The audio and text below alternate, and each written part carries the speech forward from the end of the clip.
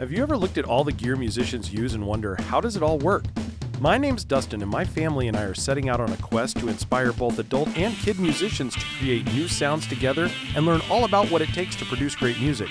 We'd like to invite you along on the journey as we explore the gear professional studios, musicians, and hobbyists use to create their art. We'll take a close-up look at the gear and ask, what's this button do? Hello and welcome to What's This Button Do? I'm your host, Dustin, and today we're going to be looking at a very unique and unusual guitar that came to our studio a few years ago. A while back, I was listening to a podcast and someone was interviewing Mitch Gallagher, and they asked him what his favorite guitar that he had ever had or owned was, and he mentioned a 12-string baritone Martin guitar. Now, I had never heard of such a thing, did not realize that that even existed. But apparently back in the day, Pete Seeger used to play a baritone guitar. And there was a foundation called Sing Out. And Martin made 120 baritone guitars to raise money for this foundation. They did 66 strings and 60 12 strings to commemorate that event. Now, I had never seen these, never come across them. But not a week after I had heard that interview, I was just browsing through a shop, and lo and behold, somebody had traded in a 12-string Martin baritone Pete Seeger edition. And sitting there just looking at it, pulled it out of the case, played it. It was absolutely fantastic. So, of course, after a little wheeling and dealing, managed to bring it back into the studio. This is that Martin, and I'm going to do some close-up shots of it here in a second so you can see it. But you'll notice right away the totally unusual shape. If you go back and Google some old images of Pete Seeger, you'll see him. It was fascinating what the guitar that he had designed, just absolutely beautiful. And so this kind of replicates that look and that feel. The neck is amazing. The strings are really unusual. They had a really strange gauge setting. And in a little bit, I'll kind of share with you what that string gauge was, but it wasn't anything that you would normally associate with a standard 12-string baritone. Very, very unique. But it has the nice purfling around the edges, beautiful binding. The wood is just gorgeous. And it even has the old Martin inlays along the back as well. Just, I mean, absolutely stunning, stunning, stunning pieces of wood that they used to make these things. But that didn't really matter. It was all about the sound. This thing sounded so heavy and so bassy and just absolutely gorgeous. But I got home and I realized there is a massive problem. No one makes any 12-string baritones. So how am I going to find 12-string baritone strings? Now, luckily, eBay had my back. I went online. I found some seller out in the middle of nowhere that had a bunch of boxes of 12-string Martin baritone strings. So I ordered as many as I could. They were dirt cheap at the time, of course, because, there's only 120 of these in the world, and several of them were in collector's market, so they probably weren't even getting played. So I just thought, okay, I'm going to stock up on as many string sets as I can find and just buy them cheap. But over the years, I've gone through quite a few of them and starting to wear out, and there's just not a whole lot of them out there. Plus, I started wondering, the strings on this are pretty thick. I want to try something different. So I reached out to Scott at Stringjoy Strings, and I kind of told him about what was going on. And he was fascinated. Never seen that guitar before himself. So he said, you know what? Why don't I make you a set of strings and let's just see how they compare. So he sent them over to the studio. And I thought today what we would do is we'll just do a blind test. I'm going to take a regular pack of the Martin strings that I have, string it up with some new strings, and I'm going to take that pack of Stringjoy strings and just try them out and see how they sound differently. Now, Scott took a completely different approach. He's going to use a different string gauge completely, so it's going to be a little bit different. We'll kind of play both, and I'm going to try to do a blind taste test for you just to let you hear them, see what you think, feel them out, and then we'll kind of go from there. So join me over at the demo table. I'm going to show you the string packs. All right, now what we're going to do is take a look at the two different types of strings that we're going to put onto the guitar itself. We're going to do an original set of Martin SPs, and we're going to do a set of Stringjoy Phosphor Bronze Naturals. Both of these use a Phosphor Bronze compound, so they're very similar, but I'm going to show you what the strings look like. This will be the first time I've actually broke these open myself. So we've got the Martins, definitely a thicker compound, and I'm going to put a little set of information up on the screen here of what they use, and I'm going to try to see if I can get this to focus on here so you can kind of see the strings close up. Kind of hard, I know, but I want you to be able to kind of see what they look like. They do a really good job. These don't feel like an old gross string. There we go. Very nice winds on them. They're good, well-made strings. Like, I'm pretty impressed with what they've done here. But they use a really interesting size pattern.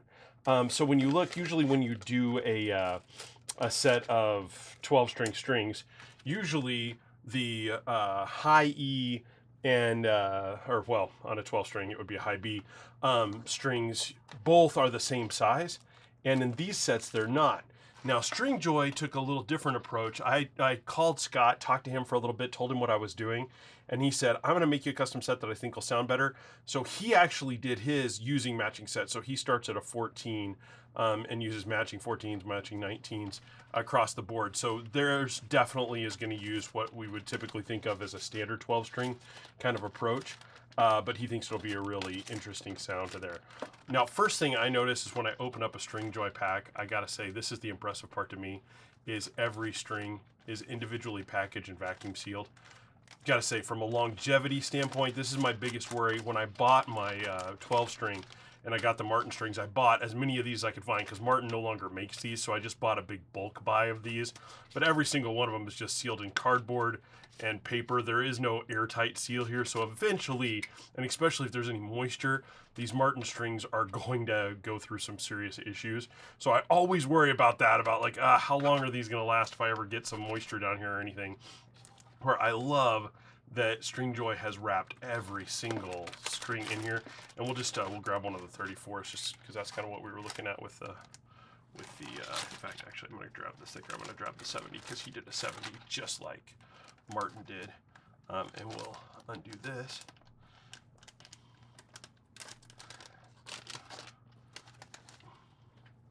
Number one, I don't know if you can see that, but the winds just super tight, very well executed, nice looking strings. I'm constantly impressed with the work that Scott and them do over there. Blake used to tell me about these guys all the time, and I really didn't give them a chance. And I gotta say, I am so glad that I'm starting to use these now. They are absolutely fantastic. I'm really impressed by them. So looks-wise, it's gonna be pretty similar. This will be kind of fun because I won't know which one's which. We'll just kind of put them on there. I'm not gonna spend a lot of time touching and feeling because I really don't want that to affect my hand feel. So what we're gonna do is we're going to put a set of strings on. I'm gonna have Aria actually hand me the strings blind. I'm gonna give her the box, put her outside. She's gonna hand me the strings one at a time. I'm gonna string the guitar. We'll come back and play it and then see how it sounds. So quick disclosure note, after I'd filmed this, I realized I filmed the secondary box that Scott had sent me. He actually sent us a set of the strings that are close engaged to the ones that we originally had on the Martin. So I figured we better use these since the setup was close to the same. So I'll put the gauges that we actually used in the demo on the screen below. But this is actually the one we use that's a little bit closer to the gauge that Martin uses. Now to do this experiment, I'm going to try to stay as close as I can to the mics. I'm not going to use any acoustic pickups or anything. I'm just going to set up 3 mics right in front of the guitar. I'll do a Soyuz tube mic. I'll use a Soyuz Model 23 FET. And then I will use the new Soyuz 1973. Really, really nice little mic. I use them for acoustic guitars a lot. They're beautiful sounding. Just absolutely stunning mic. So I'll kind of mix those 3 together. I won't use any preamps. I won't use anything. I'm just going to run directly into the interface, set the levels, and go. And then I'm going to try to keep my body as near to those mics, kind of in the same range, so that when I switch out the guitars to the different strings, you won't hear a difference in the volume. You'll just be hearing a difference in the strings. So we'll try this out and see how it goes. All right, so let's do this. We are going to be using the Martin Pete Seeger 12-string baritone.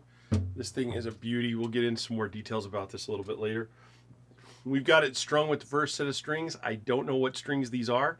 I just had Aria hand them to me and keep them blank. So we're going to just try them out, see how they go, and then we'll play the other set, and then we'll reveal which one was which at the end of all of this. So we're just going to start off. We'll play some power chords. We'll do some simple things, try it out, see what it sounds like, and go from there. All right, let's just jam along with it and see what happens.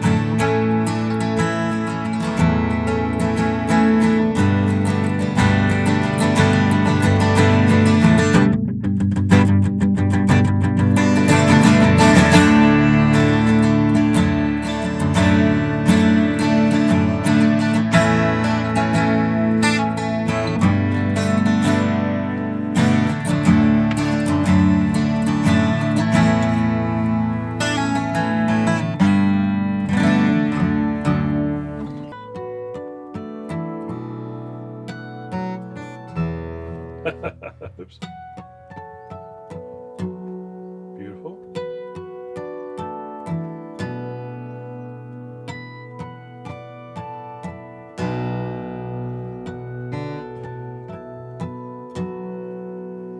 Nice.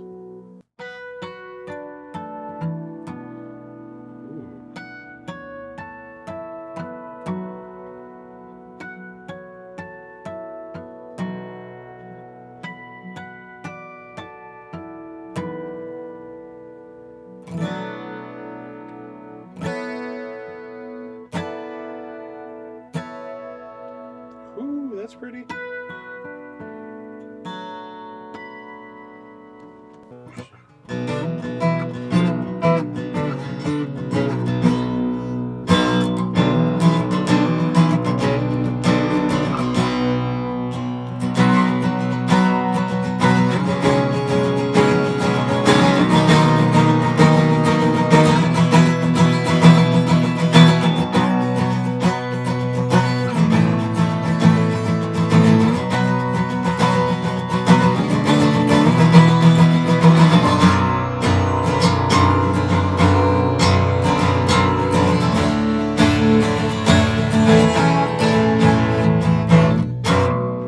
Okay, so let's try.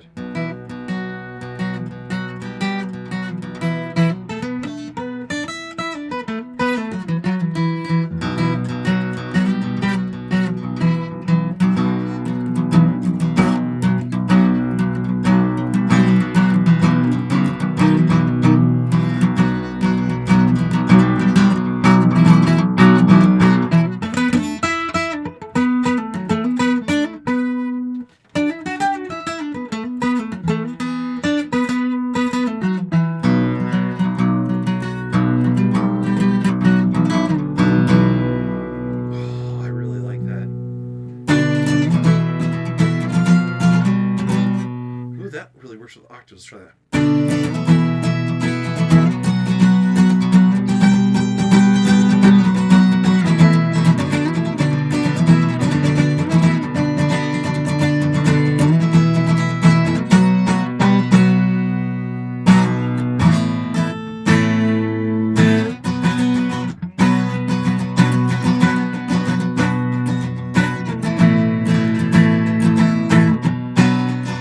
That was a pretty cool experiment. I gotta say, I could totally tell after because I played those Barton strings before on the guitar.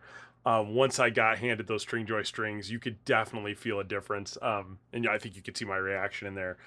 Just a smoother playability. The way that they wind their strings, these are not coated, but you almost feel like your fingers just glide across there. And I hope it comes across in the video. There was a brightness to them that it just really was unmatched. Basically, what I'm hearing in the room is you're hearing kind of all of the different sounds being cohesive together. There's not a lot of separation there. Where on the Martin, there's definitely a difference between that treble and that deep bass. The mids kind of go disappear, and you hear a lot of treble and you hear a lot of bass.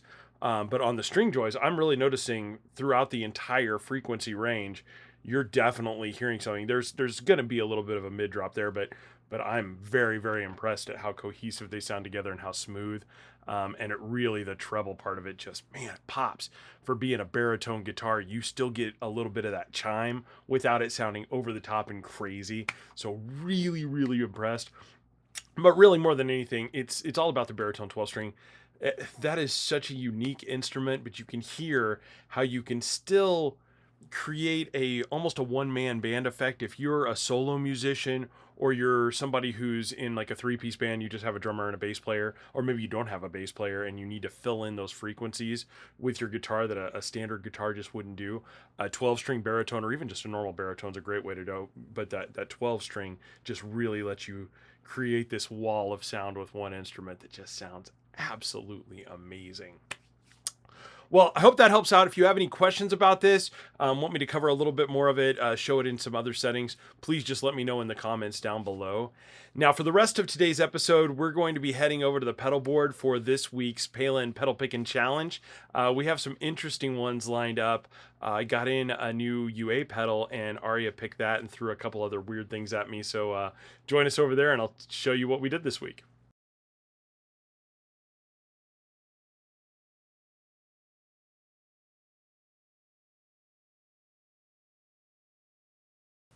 All right, for today's Palen Pedal Picking Challenge, we're going to have a little fun. Aria has picked out 3 new pedals for tonight. She picked some doozies. The first one's actually a pedal I'm really familiar with, the SolidGoldFX Nu-33, which is kind of their take on like a warp vinyl effect. It's really, really cool. The other 2 are literally brand new. I had not even gotten them out of their boxes yet. So we opened up special because she grabbed them off the shelf. So the first one we're going to be looking at is the Seeger Effects Shaman, which is a newer overdrive / almost fuzz pedal. It's made out of germanium and silicone transistors, and you can kind of mix and match between the 2, so that's going to be really fun. We'll play with that a little bit. And then we literally just unboxed this seconds ago. This is the Universal Audio Galaxy, which is their new take on the 74 tape echo, kind of a Roland RE201 Space Echo kind of sound. I love Space Echoes. I'm a huge fan of them, so this is going to be really fun, and I'm very interested to see how this is going to work with these other pedals. I already have an idea to try.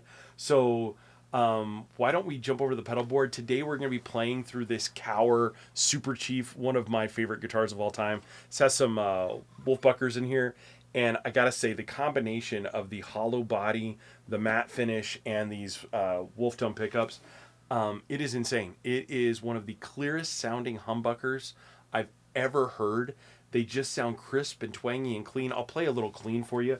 We're going to be using the brand new 2-Rock Bloomfield Drive as our main amp today, with the Soldano and the Victory on the sides as usual in the wet, dry, wet. But we're going to be running these all wet through everything, so you're going to hear it through all of them together. So let's jump in there and take a look and see what kind of sounds we can make. Okay, I'm going to let you hear the clean sound first, because I want you to hear these humbuckers by themselves.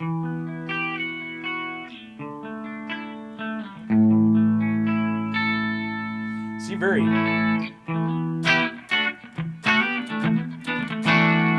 definitely has that more chime. It doesn't sound like a humbucker. It's not that washed out sound that typically you would hear from a humbucker. So I'm really impressed with that. I love the sound of it. But let's have some fun now. Let's go and activate some of these pedals. We'll start with the Nu-33. I'll walk you through what some of this does. You can already hear it when I turn it on. Do you hear that kind of crackly sound in the background and the hiss? That is what this pedal does. It's really a pedal designed to make it sound like an old recording. And it does its job very well. It's not for everything, but the real secret is in these 2 knobs, your blend and your hiss knobs, because you can take that hiss out of there. You can get rid of some of that crackle so you're not hearing. And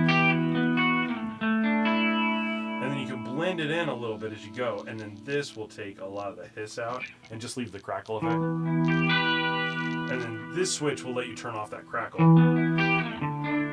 And you just get kind of a chorusy sound. So you don't have to use it as an aging pedal, but for this example, we're using it as an aging pedal because I love that crackle. I love the sound of old vinyl. I think this is going to be really fun. So, and especially with where we're going to drive it into a tape echo, I think that's important because it'll age the tape a little bit. Now you can hear the chorus. The chorus is nice. You can make that funkier. They have kind of where it sounds like a warped vinyl, like the vinyl record's been left in the sun and it's warping and it's moving the needle up and down. And you can even make that a little funkier, where it's not exactly 100% accurate. It gives it a real weird sound, and you can make it a little funkier by moving these knobs up a little bit. See how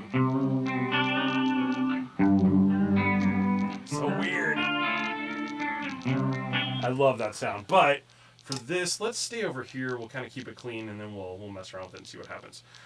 So Now let's look at that Shaman. This is going to be really interesting. So this, the premise behind it, is to give you a drive where you can blend in that silicone and germanium. And for those who aren't familiar with the difference between them, silicones are a newer diode. Germanium was what was originally out there. Germanium drives were really cool sounding and really gritty sounding, but they were also severely inconsistent. So no two pedals, if they use germanium transistors, will sound exactly the same.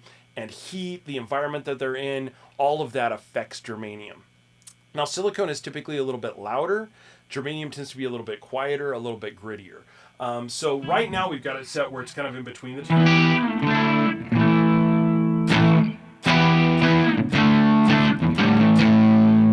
Kind of a cool drive. This is your volume control, so the more we turn it up, louder it gets. That's cool. This is your bias control, so this is like on a fuzz. When you have it all the way to the left, it should be cleaner. And then the more we turn it up, the grittier it's going to get.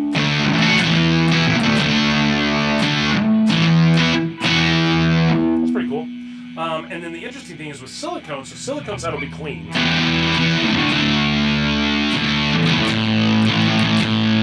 So that's loud. And the more we go toward the middle, it should clean up a little bit and mix in some of that germanium. So you can hear it's just a little bit quieter. Still not that low. And then if we max it out to the germanium, you can already hear the volume drop before I even play anything. So you can hear how fuzzy that germanium sounds.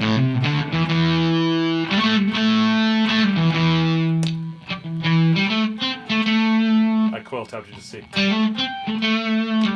Okay, now let's dial this back. What I usually do when I'm doing a lot of biasing with fuzzes, I use harmonics.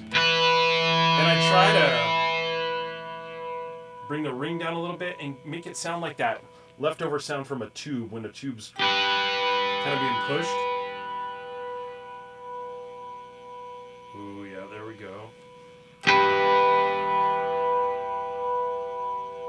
There, you hear that frequency, you'll hear kind of like a loud, almost like you ding some glass and it rings. We're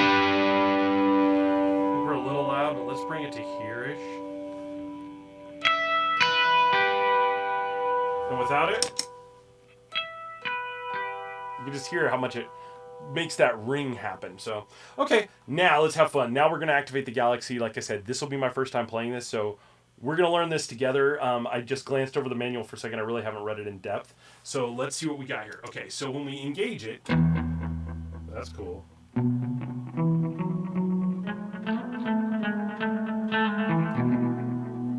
That's very cool. So we got our heads over here. So we kind of flip through them. That's all three heads activated. So then we can go to just a short and long.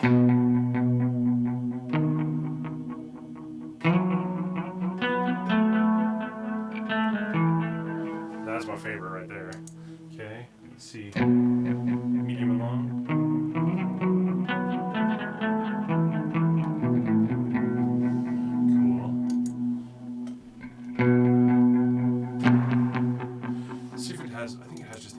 Okay, there we go. So long. That's just your long head. There's your medium head. That's the one a lot of people use. And then here's your kind of slapback head.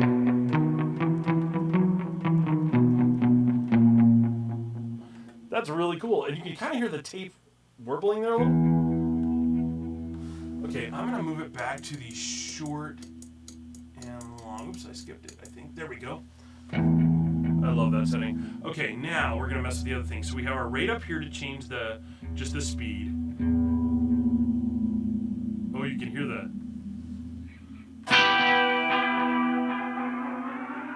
Like you're increasing the speed of the tape. That's cool. Okay. Feedback, so you can set this into oscillation.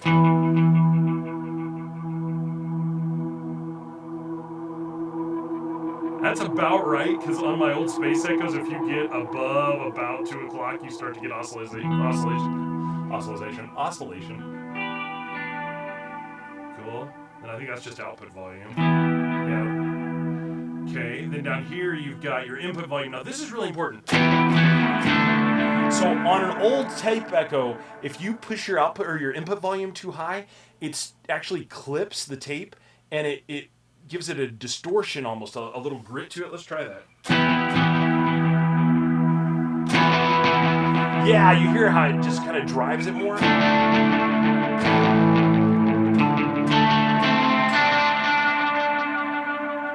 It distorts it a little bit. Now let's bring that back. I usually run mine right about there on my Space Echo. I'm just looking at my Space Echo now so I can kind of see. And then the dwell on the reverb tank, that's about right, but you can push it all the way up. Let's turn that reverb up a little bit. You can really, I mean, it's a true reverb tank in the original, so.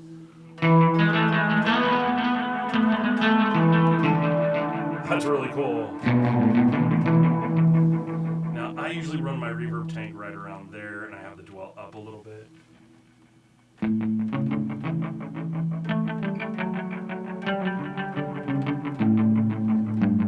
Yeah, I like that. Now, this is a really cool thing. So this switch, see how these three have a secondary label there? So this actually allows you to change these by using the knobs, and whatever you had your original knob set at, it's going to stay there. It'll remember that. So now we're just changing the tape age so we can turn it to really old. Or we can bring it all the way back. So it's more accurate, more spot on. I like age, so let's turn that age all the way up. Gives it a little bit more life. Bass and treble. Now usually these don't matter that much. I'm gonna guess they probably, let's max them out and see if it changes much. Yeah, it boosts it a little bit, but not much. I usually, on my original Space Echoes, I usually run just a little bit above noon, and it sounds pretty good. Yeah, we'll use that. That's cool. All right, let's start there, and we'll use the settings that we've dialed in. Let's power them all on and see what we can do. Okay, I can already tell we're going to need to turn down the boost a little bit since we have that input volume up a little. I'm going to go back over here. Back to here. Let's turn down our boost a little.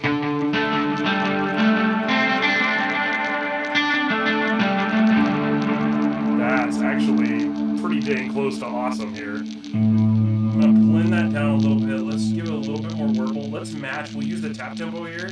We're going to tap what it's tapping. 1, 2, 3, 4. Okay, let's try that. Yeah, I think it still works.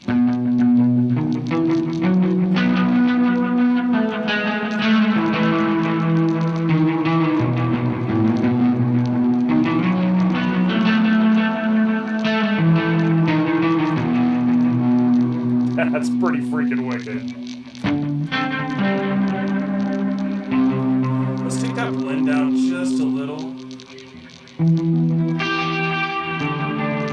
going to turn the drive down just a little too.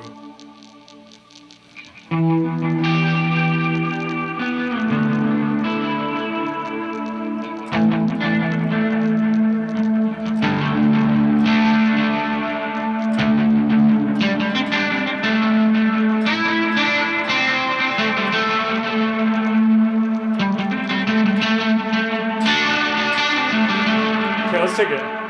This is with nothing. This is how much we've added with just those three pedals.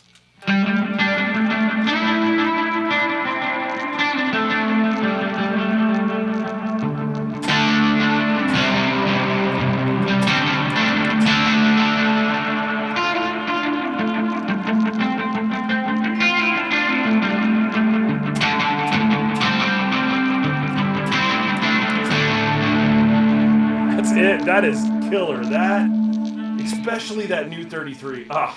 Yeah, I'm sold.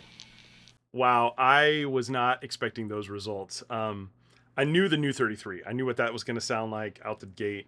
I am shocked at how well that worked in conjunction with the Galaxy.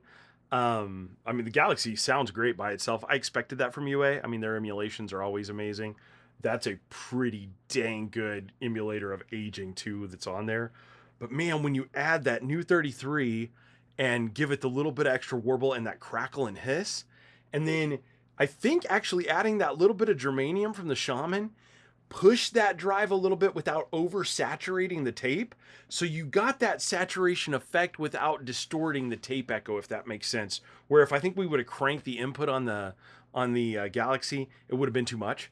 So I think using those three in conjunction actually really works here, because you're giving it that crackle and that warble. You're boosting that a little bit and distorting it with the germanium, and then letting the Galaxy do its thing.